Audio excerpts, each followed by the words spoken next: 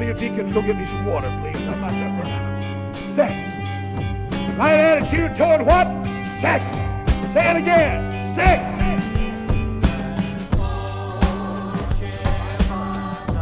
That is 1/2 of a 10 milligram tablet daily for a few days. Increasing the dose. Hey everybody, this is episode 18 of my weird record collection. I'm Sean, and I invite you to join me in my odd world of strange, miscellaneous, and otherwise uncategorizable media for your turntable. I'm coming to you from Chicago, the home of our latest pope. And people are probably going to say, oh, he's from Dalton. He's not. He was born in the city of Chicago, where I am currently recording. And he also lived in Chicago for a while. So dang it, that counts. Let me tell you, those of you who are not from the Chicago area, here's how Chicagoans cling to things. We are still talking about the 1985 Chicago Bears. We are not going to shut up about having a Chicago Pope anytime soon. Seriously, I even know atheists who are excited about this. But anyway, let me get off that subject and go on to a couple of other things before we talk about the featured record in this episode, which, by the way, is called Name That Trivia. First of all, you might notice my voice sounds a little bit off. Here's the thing. I'm recording this portion of the podcast on May 12th, 2025. 3 days. In fact, there are not even 3 complete days between now and the time this episode is due for release. Why am I waiting so long?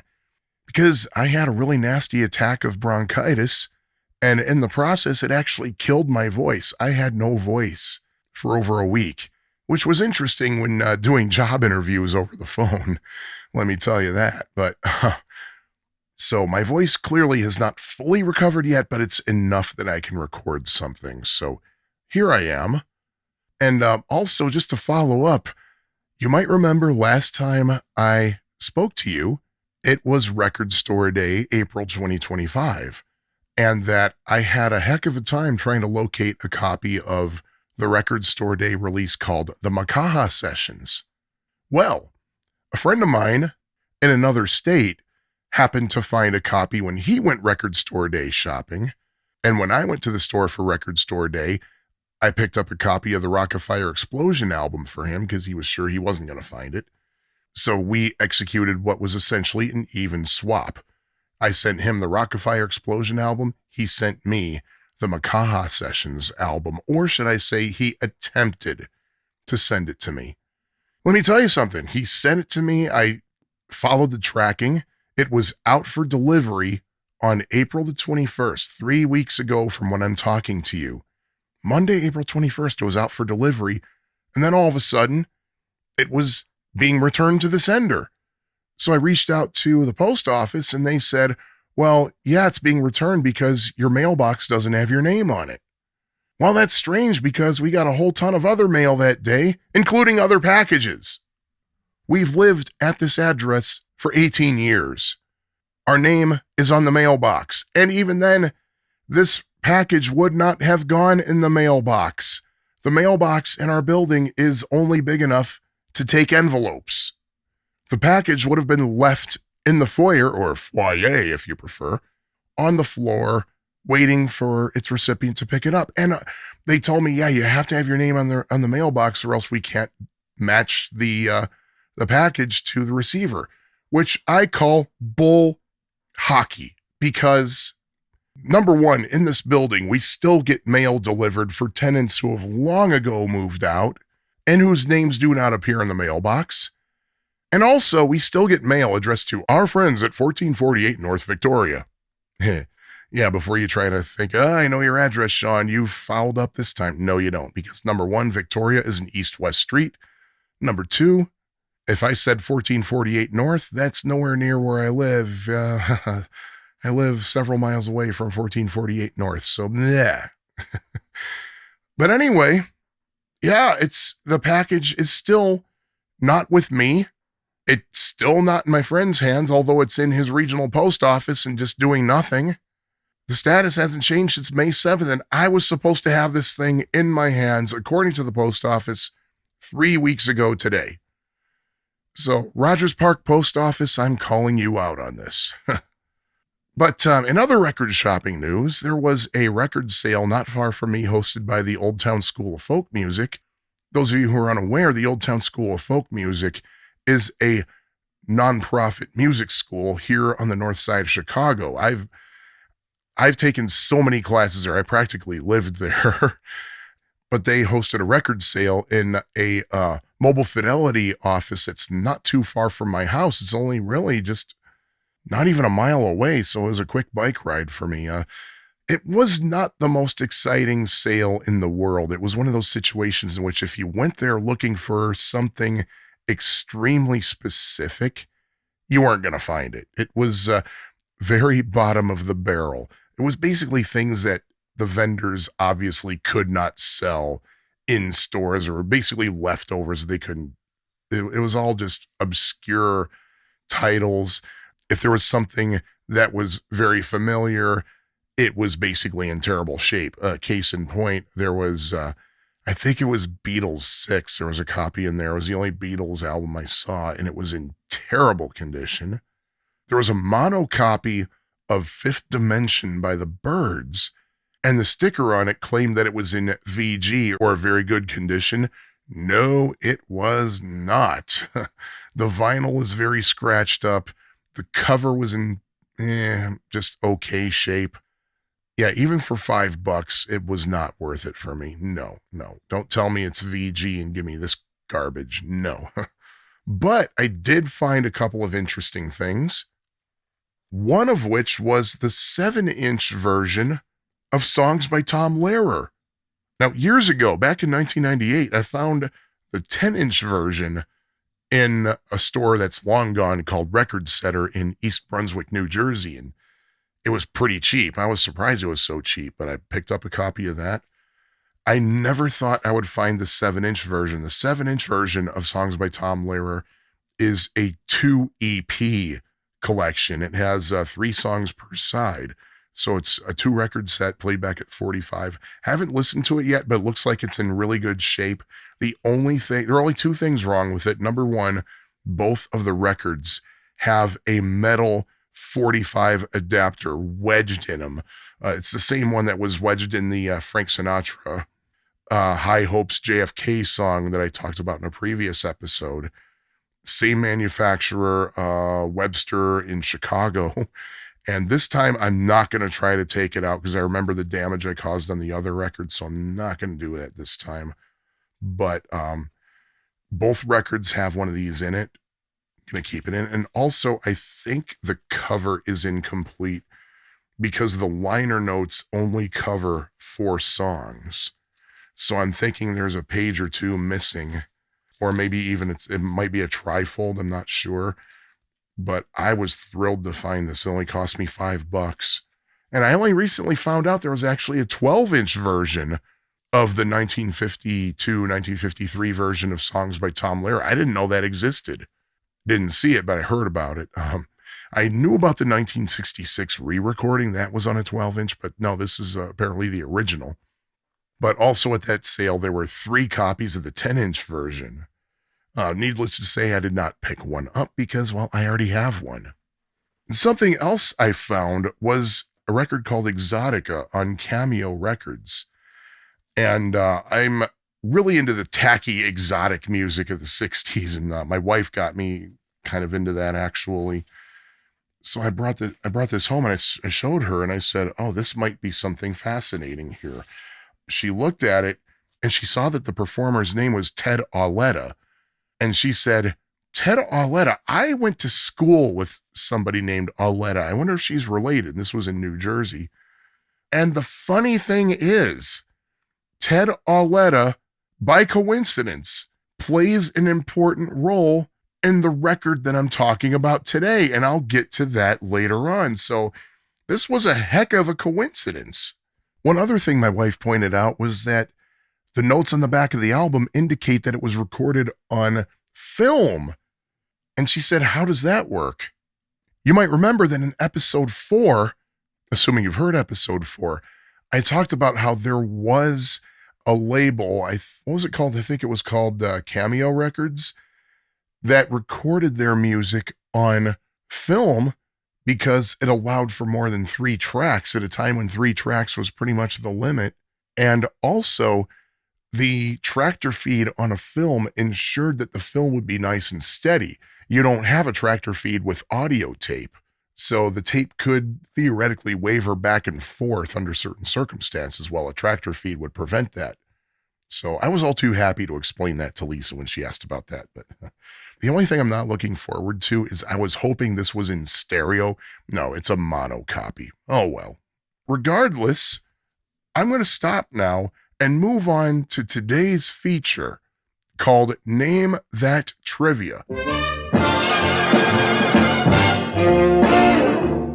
Name That Trivia was released probably in the middle of 1966, and I say that based on finding both Billboard and Record World advertising the record. It is mentioned in the special merit picks section of Billboard dated July 9th, 1966, with the headline of Spoken Word Special Merit. And it says, "This is right in the trivia groove, complete with answer score pad, 101 questions, etc., with the fad in full swing. This should prove fun for the family. Production deserves a bow." In the June 18th, 1966 edition of Record World, there is a full-page ad for the record on the back of it. And that ad says, and I quote, "The album that captures the trivia craze." Now, both of those ads kind of talk about the popularity, the fadness, the craziness, I guess, of trivia. Now, mind you, I was born years after this album was released, but I'd never heard of a trivia craze from the mid-60s, so I did what any modern-day curious podcast creator would do and Googled the phrase trivia craze 1960s. The only things that came up were links to things about the trivia craze of the 80s. You know, when Trivial Pursuit first came out, and there were other trivia games to ride its coattails, such as Trivia Fever and the Solid Gold Music Trivia game, just to name a couple. But I could find no corroborating evidence of a trivia fad from the 60s. And by the way, there are 3 interesting things that I found with this particular issue of Record World. One was that the Name That Trivia ad copy gives a very brief and accurate, really, definition of the word trivia. A mass of information of importance to no one. By the way, it adds, "But what fun to play." By the way, the word trivia, fun fact, is plural, the singular trivium. Another interesting thing I learned from that ad, now the back cover of Name That Trivia has a catalog number for what I am assuming is a stereo version. The copy that I have is in mono, and the catalog number is FR2000. If you look at the back cover of Name That Trivia, at the top, on the left side it says FRS2000, and on the right side it says FR2000. I'm assuming the FRS2000 is meant for stereo copies of Name That Trivia, but I could not find evidence of this album existing in a stereo mix. There's no stereo entry on Discogs.com. All the copies I could find online were in mono. I saw 3 copies of the record at Beverly Records on the far south side of Chicago. They're all mono. But the Record World ad, the picture is of a stereo copy. Now, in the 60s, when an album was released in both mono and stereo, it was very common that the front cover would be printed with both a stereo indicator and a mono indicator rather than making 2 separate covers. When the cover was assembled, they'd simply trim off the part that wasn't relevant and then align the artwork onto the cover appropriately. And that's exactly what happened with Name That Trivia. When the covers were printed out, at the very top, the word stereo was in capital letters, and over to the right of that was the stereo catalog number, and on the bottom, it has the mono catalog number. For the stereo version of the album, the mono catalog number was trimmed off the bottom, and for the mono version, the stereo banner was trimmed off the top. As a result, let's say you had a mono copy of the album and a stereo copy. If you held them up right next to each other, you'd notice that the positioning of the artwork doesn't quite align with both copies. One's going to be slightly higher than the other. How the stereo version itself would have worked, I don't know, but I'm guessing that the voices would have been panned hard left and hard right, kind of like John Brent and Del Close's How to Speak Hip album from 1961. One of their voices was hard left, the other was hard right. The third interesting thing that I found in this issue of Record World, you know how nowadays people like to make fun of Paul McCartney and say that he looks like Angela Lansbury?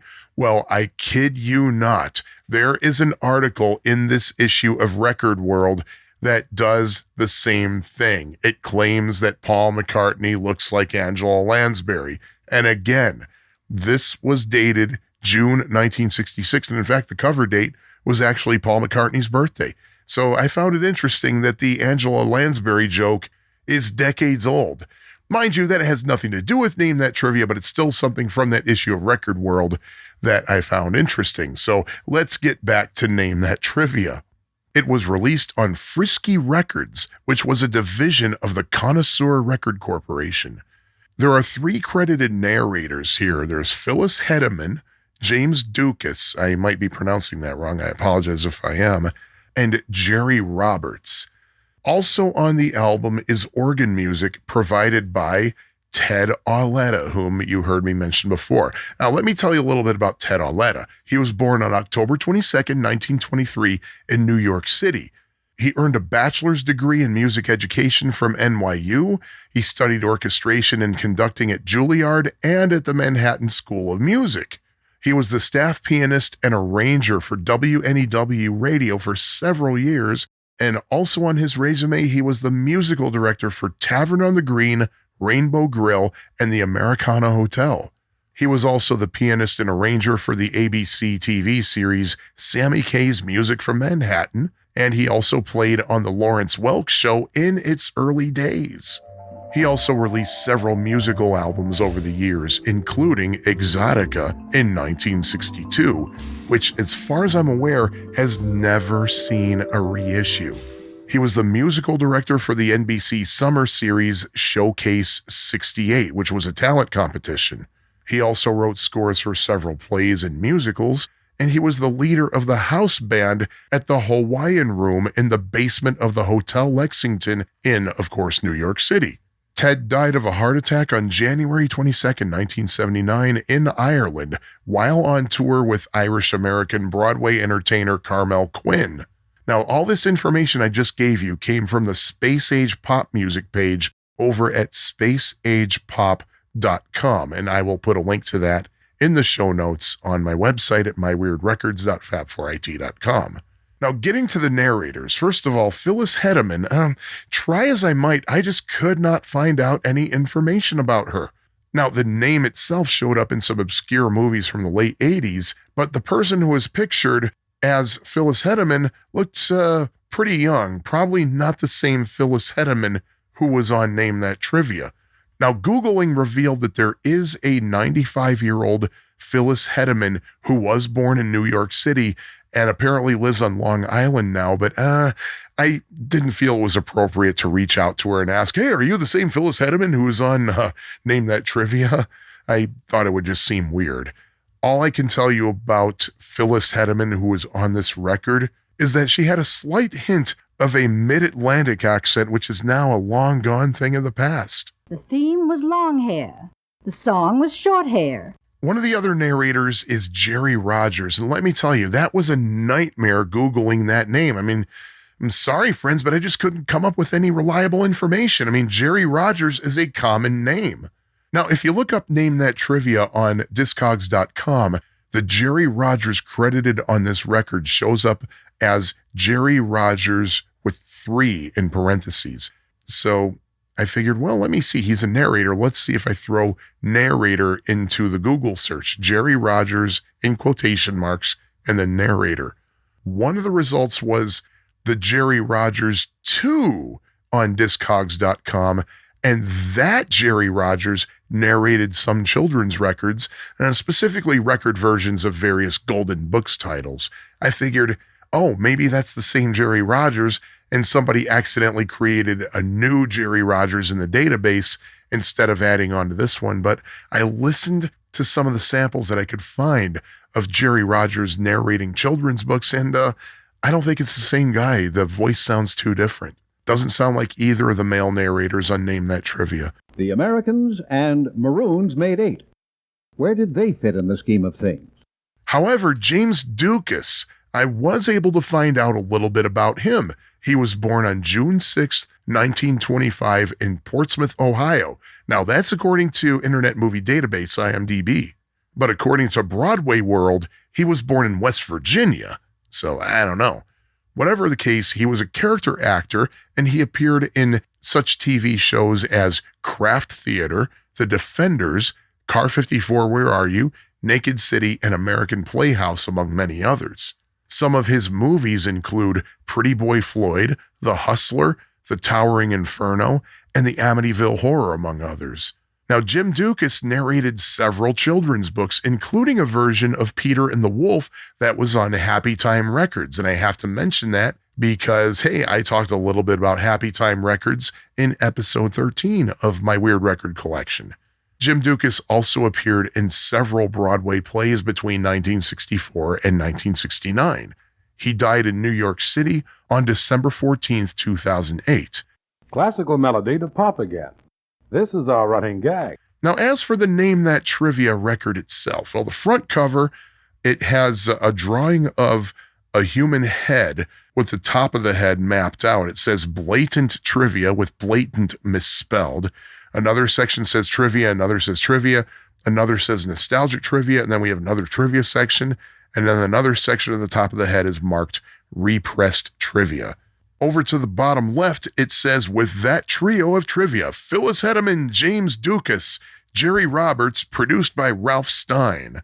And below that, there's a little finger graphic pointing to the words 101 questions, music, sound, answer score pad, fun for the entire family. And if we flip over to the back, we have a little bit more in terms of credits. It says script by Sid and Helen Frank. Helen Frank, by the way, also designed the album cover. Suggested by Jerry Geller. I don't know who Jerry Geller was. I couldn't find out anything reliable about him. By the way, Sid and Helen Frank wrote scripts for various things here and there. This was not their only shot. And it appears actually that Sid Frank wrote a little write-up on the back too. I love what it says here. It says, if you're a world statesman, a captain of industry, or a glamorous star of stage and screen, forget it. Trivia is not for you. But if you're like most of the rest of us, payments to meet, diapers to change, a boss to keep happy, your life is made up of trivia, so we figure you might as well have some fun with it. Also in the credits, Gene Sayet, S-A-Y-E-T, recording engineer, artist and repertoire, Ralph Stein, who was credited as the producer on the record label, by the way, production coordinator, Mel Major, M-A-G-E-R, and also on the back cover, we have various phrases like monumentally insignificant queries, America rediscovered, out facts for in people, a massive information important to no one, $1 million worth of nickel knowledge. Test your friends, test your enemies. Much ado about nothing. And at the bottom, it has the address of the Connoisseur Record Corporation, 160 Passaic Avenue, Kearney, New Jersey, which, by the way, right now is taken up by a shopping center that is anchored by a ShopRite grocery store because New Jersey. The vinyl itself, nothing to write home about. It's a standard 12-inch black vinyl record with a black label, Frisky Records logo on top, and right above the spindle hole it says, Name That Trivia, and it has the track listing below the spindle hole. In fact, that's where organist Ted Auletta gets his credit. Nowhere else is he mentioned. And by the way, for some reason in the title Name That Trivia on the record label, Trivia is in all capital letters. Name and that are in title case. I don't know why they decided to capitalize the word trivia, but hey. Now, another peculiarity is that in the score pad, the title Name That Trivia has an exclamation point after it, and that is the only occurrence of the exclamation point. Interestingly, the album's entry on Discogs.com has the exclamation point in the title. I was originally going to change that until I saw that the score pad, which I have in my hands right now, has the exclamation point in the title. Now, this score pad, it consists of a number of multiple choice answer sheets. How many answer sheets? Well, the copy that I bought at Laurie's Planet of Sound in Chicago for $3.99. When did I buy it? Had to have been sometime in or after May of 2018 based on the sticker that the store put on it. And definitely before the pandemic because I had it before COVID happened. But anyway, my copy actually came with a score pad. It has 11 answer sheets attached to it, and there's one additional answer sheet that was not attached, and it was partially filled out. So maybe it came with 12, I don't know. The good news, though, is that you could write to Frisky Records at that Passaic Avenue address I read off before and get more Name That Trivia score pads for 35 cents a pop. The content of the album, obviously, is a trivia game. The way it works is there's a brief intro that kind of makes fun of you if you're good at trivia, as you will hear right now. Here's a new kind of question and answer game. If you get most of them right, all we can say is, you sure have been wasting your time picking up a lot of useless information. The game consists of 10 sections, with each section given its own banded track on the record, with 5 tracks per album side. The track for section 1 also includes the intro. Each section begins with a jaunty little organ theme played by Ted Auletta, and the narrators take turns providing the questions. Each section has 10 questions. What I don't like about that, though, is the questions aren't numbered, so there are a couple of times when they overlap into each other and you're not quite sure when the next question is. When they read you the question, they don't give you answer choices, but there are answer choices on the score pad. It's a multiple choice game. After the question is read, there are several seconds of silence so that you can put a tick next to your chosen answer on the score pad. After all the questions are given for a section, the narrators provide you with the answers. And your job then is to tally up how many you got right in that section on your score pad. The questions that they ask are pretty much pop culture, music, movies, TV shows, radio shows, a little bit about sports, and a couple of mentions of Herbert Hoover. And remember the announcer who announced, "Ladies and gentlemen, the President of the United States, Hubert Heaver." Who is he? Named for President Hubert Hoover. I think most of the questions on this album were considered old back then when the album was actually recorded. And the cool thing is you don't just get the questions read to you. They're spiced up a bit with sound effects from time to time. What unpleasant personal problem did this sound warn you about? And sometimes the narrators will actually act out a quote instead of just reading it. Who said, "Monkeys is the craziest people"? Now remember, the idea is that after each section, you total up the number of questions you get right. And then at the end of the game itself, when the album's over, you calculate the grand total. And then you are actually presented with a bonus question. Oh, by the way, you heard the musical theme all through the record. What is the name of the tune? Now, I'm about to spoil it, so after I say 3, 2, 1 spoiler, you might want to mute your playback device for about 7 seconds if you don't want to be spoiled, just in case you want to actually listen to the record. 3, 2, 1, spoiler! The answer to that question is never given. If you know what the answer is, please let me know. Now, I actually played the game along with the record, so I'll share my experience with you. First of all, again, given my age, the game for me personally was hard AF. AF, by the way, means a whole bunch. Also, I didn't want to sully any of my answer sheets, so I kept track of my answers in a text document on my computer, and a few times I had to pause the record so I could type down my answers. Despite the questions generally being too difficult for my age, for my level of knowledge, I did have some strategies that I could use. For example, there are a few name that tune types of questions in which Ted Aletta would play a melody on his organ and you had to identify it. It'd be either a classical piece or a TV or radio show theme. And the strategy that I used was to look at the answer choices, what the possible titles would be, and I would see if those answer choices could be sung along to the melody. And if they matched up, I would guess that one. And usually that seemed to work quite well. Also, there was a question or two in which the way the question was presented, there was actually a clue as to what the correct answer would be. If you don't want to be spoiled, mute your playback device for, I'd say about 5 seconds. Put on your thinking cap. Who were Cynthia, Bobby, Joel, Gerard et al.? There were a few questions that I actually legitimately knew the answers to, but they were few and far between. In the end, I got 54 out of 100 right. In one or two sections, I actually got 9 right out of 10, but that was just pure luck. In most of the sections, my performance was pretty dismal. How did I manage to do as well as I did? Well, admittedly, part of it was that I remembered some of the answers from previous listenings of the album. And by the way, people who owned this album back in the 60s, they probably had an unfair advantage over their party guests who might not have heard the record before. So kind of like how if you play Trivial Pursuit enough, you'll memorize the questions. For a few of the questions, I was able to use process of elimination and narrow down my answer choices, but mostly I just guessed. And a lot of my correct answers were just that, correct by guessing. It seems that each track is rigidly timed at either exactly 3 minutes or exactly 4 minutes and 20 seconds. Now, before I awkwardly move on to my next topic, I thought I'd give you a fun fact I learned about trivia when I was preparing for another podcast a few years ago. When Trivial Pursuit first came out, its original publisher, I think this was even before Selcho and Writer published it, that publisher was sued for plagiarism by the author of a trivia book.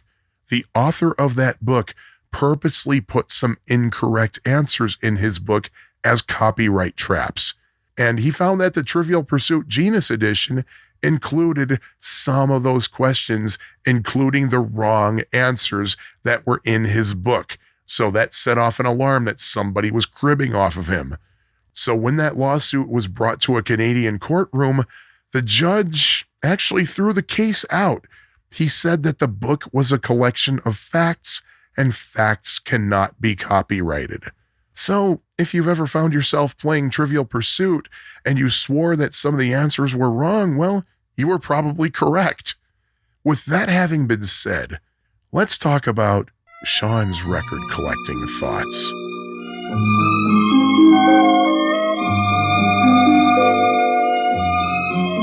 For this episode, I'm not going to talk about, specifically record collecting per se, but rather a book about record collecting.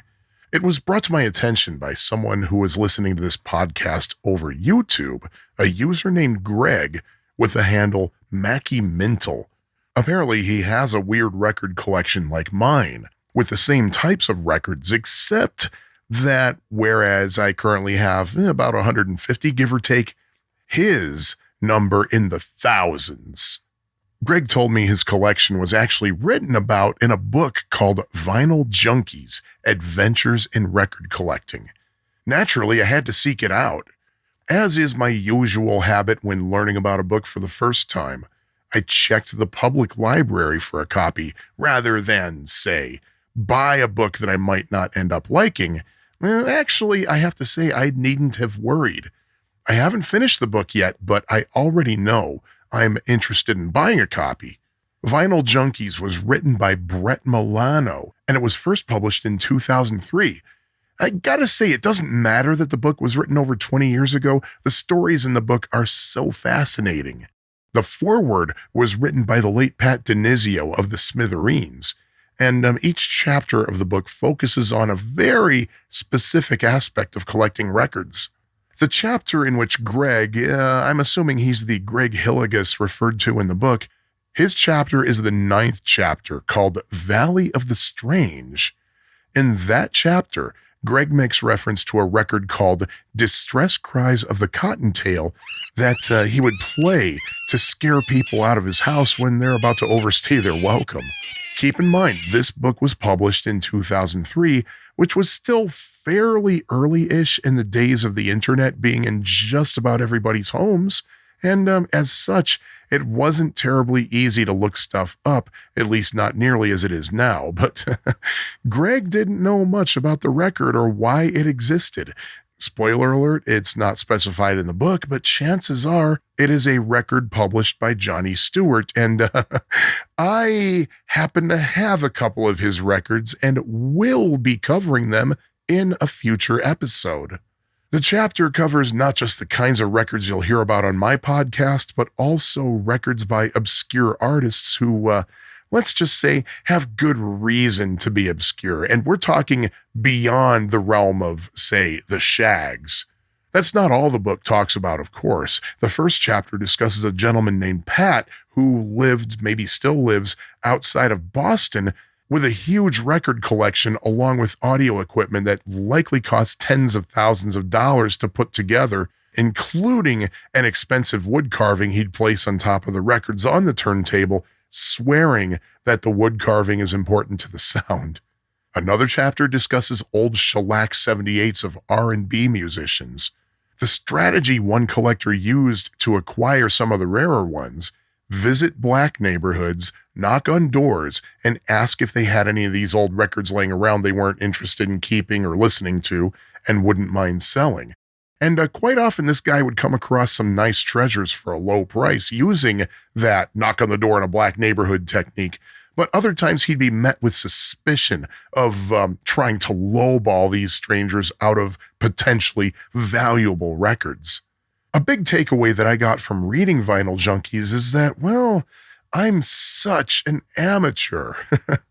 Any of the people who are quoted in the book would probably roll their eyes at me when I talk about how I collect records because, well, how exactly do I add to my collection? Usually by going to a used record store, quite often nearby, just within 2.5 miles of my home, in a major city at that. Once in a while, I'll get a new record via mail order. Heck, to be honest, I haven't even been to a real record show in over 20 years, and I've never been to an estate sale, and estate sales can prove to be a treasure trove of vinyl wonders. Unlike some hardcore collectors, I do not travel to small towns throughout the country for the sole purpose of bringing back an obscure album or two. Many of the collectors written about in the book have rooms, plural, whose sole purpose is to be record storage. Then you have, well, me. I have a podcast about record collecting. In that podcast, I often give tips about how to buy records, how to care for them, what kind of equipment and accessories you might want or need, how to record them digitally for posterity, you name it. But you might be surprised to learn that my entire record collection, even after merging it with my wife's records when we got married, isn't all that big. Our regular albums take up a few shelves and a couple of bookcases, and we also have a piece of IKEA Kallax furniture with 2 shelves of albums. Our comedy albums fit in an old beer crate. My weird records are contained in 4 canvas-like carrying cases, and in one of those 4 cases is also our entire collection of Christmas records. And we have a handful of cases of singles and 7-inch EPs. That's it. I'm not as hardcore as a lot of collectors, many of whom, including those written about in Vinyl Junkies, have so many records that if they were to spend the rest of their lives doing nothing but listening to their collections, they'd never hear them all. Between my wife and me, though, if there's a record in our home, it means that at least one of us intends to listen to it.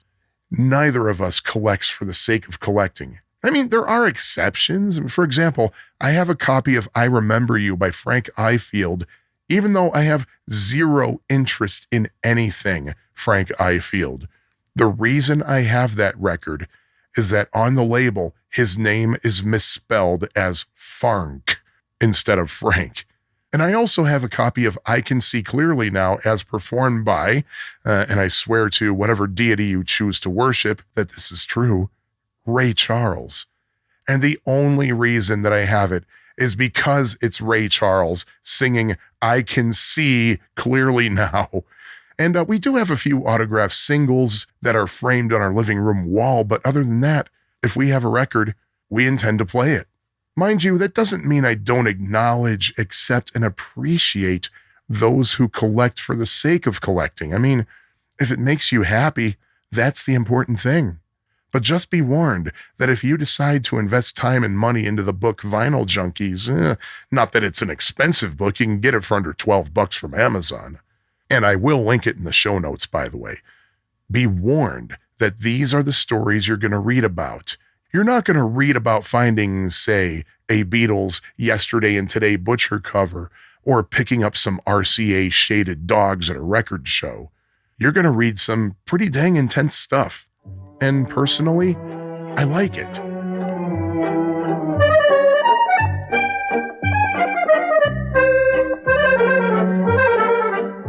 Those of you new to this podcast and those of you who are not new but need a reminder, hey, I want to remind you that I rate each record that I talk about on a scale of 1 through 5 inclusive each on 5 factors, meaning that each record will have a composite rating score between 5 and 25.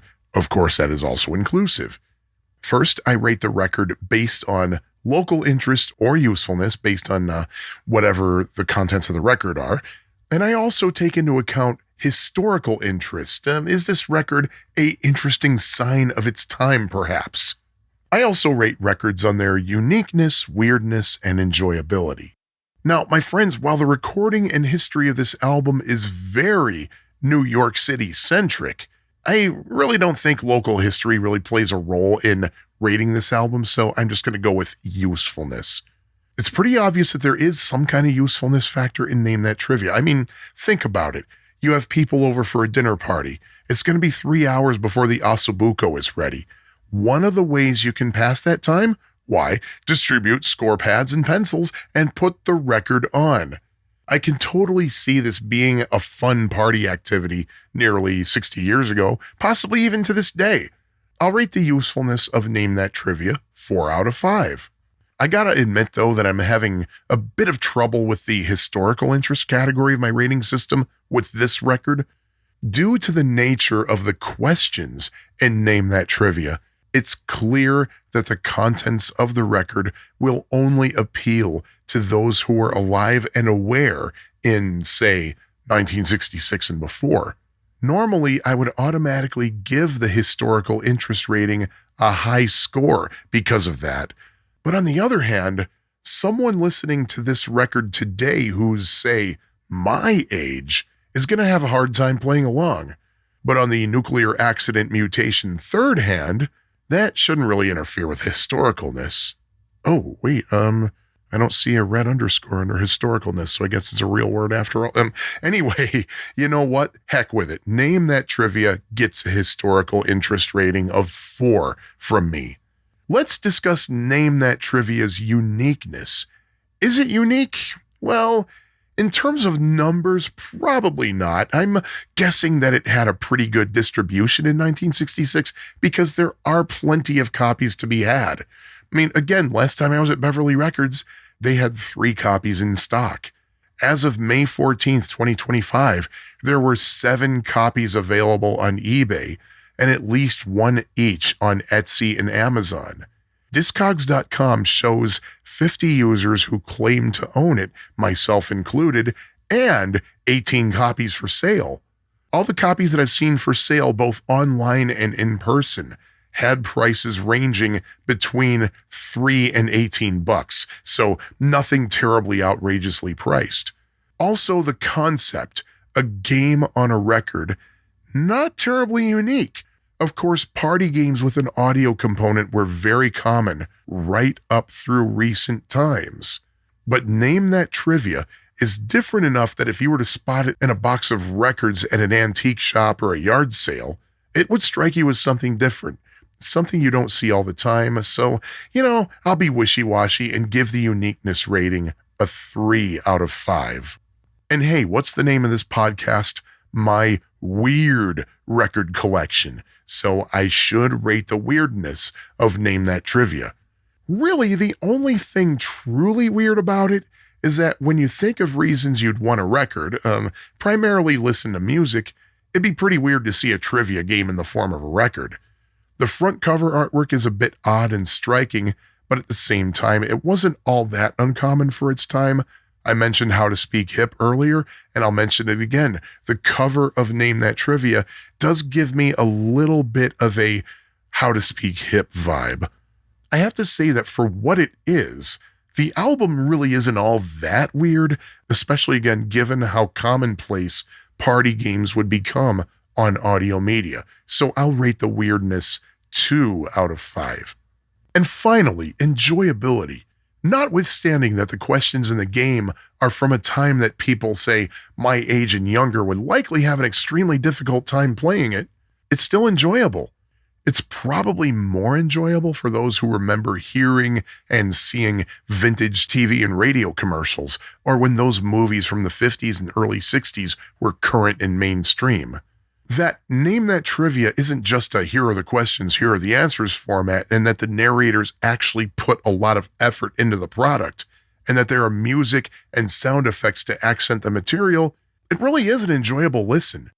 Is it enjoyable enough for the highest possible rating of 5 out of 5? I argue nay. If for no other reason that every single banded track on the record begins with the exact same organ music theme, and the album ends with it too. It gets repetitive and quite frankly annoying to hear that same thing every 3 or 4 minutes. I really wish that Ted Olato would have changed things up a bit. But still, not enough to tank the rating much, so I'll give Name That Trivia's enjoyability rating 4 out of 5. So going back over those sub-scores, usefulness, 4 out of 5. Historical interest, also 4. Uniqueness, 3. Weirdness, 2. And again, 4 out of 5 for enjoyability. That gives Name That Trivia a composite score of 17 out of 25. Putting it in a 3-way tie with Reach by Richard Simmons and Everything You Need to Know to Operate a CB Radio. To break that 3-way tie, I'm going to focus on enjoyability because, well, all 3 of those records are fun to listen to, but I think Name That Trivia is not quite as enjoyable as Reach by Richard Simmons and slightly more enjoyable than the CB record.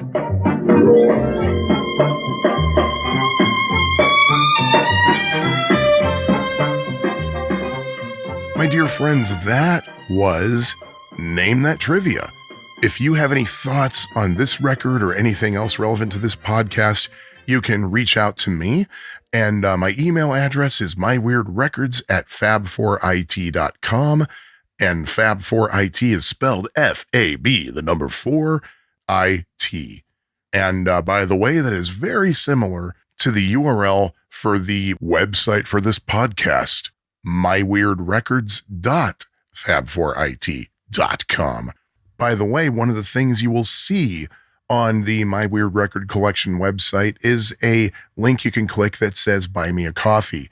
That's not really going to buy me a coffee. Instead, it'll send a few bucks my way as a thank you for doing this podcast and a way to support it as well. Money received from there will go directly to this podcast, whether it be to renew the My Weird Record Collection domain from our hosting provider, or perhaps even to buy some more records so that I make sure that this podcast has some material so it can go on. Lucky you. You can reach out to me on the socials as well, where my handle is My Weird Records. I'm on Facebook. You can do a search for My Weird Record Collection or go directly to facebook.com/My Weird Records. If you like YouTube, hey, guess what? You can find the podcast there as well. You'll find episodes of this podcast and whenever possible, audio of the records I discuss, and occasional bonus videos that are about my weird and maybe sometimes my not so weird record collection as well. Just search for My Weird Record Collection on YouTube, or you can go straight to youtube.com/@My Weird Record Collection. And before I forget to mention it, sounds and music used in this podcast remain the property of their respective copyright holders, and they're used for commentary and review. I promise you, infringement is not intended. As always, I thank my buddy Tim Christ, also known as Shoebox, also known as Worm Quartet, for his generosity in letting me use his record, the Pac-Man EP, as the main focus of the logo for this podcast. Tim and his memorable, hysterical, and just downright enjoyable music can be found on his website at worm-quartet.web.ae. Special thanks also goes out to my good buddy Kevin Zerb for designing the logo artwork for this podcast. Kevin and his music and his podcasts are available on the web at zerbinator.com. Now, next month, because it is June, and this episode will be released days before the beginning of summer, hey, what do we know about summer? We take trips, sometimes road trips. So we will feature a record whose focus is on driving. It's sure to be upbeat and happy, and I recommend tuning in. Until then, this is Sean, your host, and I remind you, please support your local record store.